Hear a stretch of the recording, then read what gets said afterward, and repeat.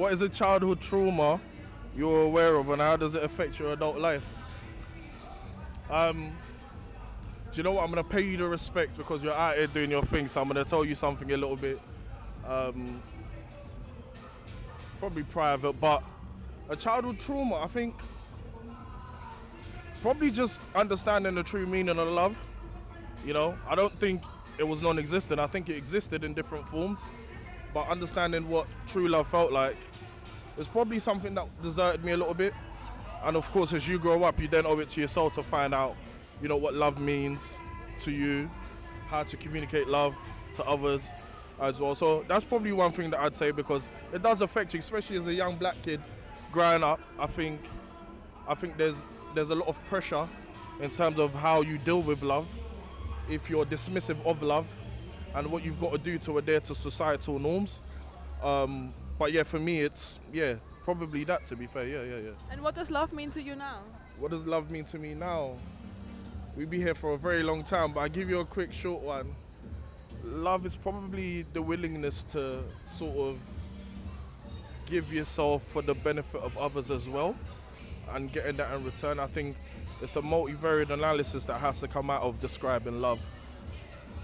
I don't think love is sort of one thing. I don't think it's a noun. I think it's an action that you keep doing every day, consciously as well.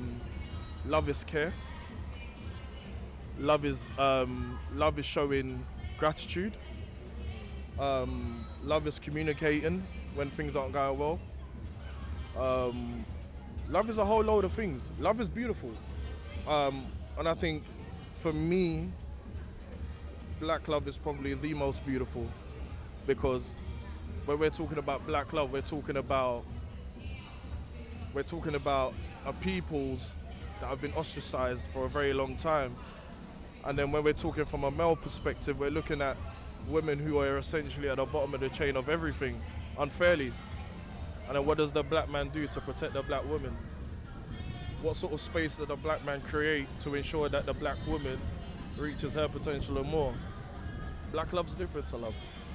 A lot of things that's black is different to what the normal meanings are. And I think it's important that black people do find that for themselves and for their growth and for their partner's growth and stuff like that. Yeah, so for sure.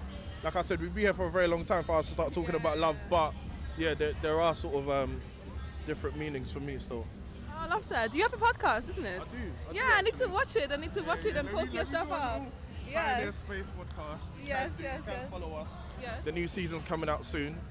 It's good conversation. It's not your normal podcast where people sit down talking about subjects that aren't. I can hear that. Do you get what I'm saying? So it's essentially, we get a lot of young black go-getters, pioneers, you know.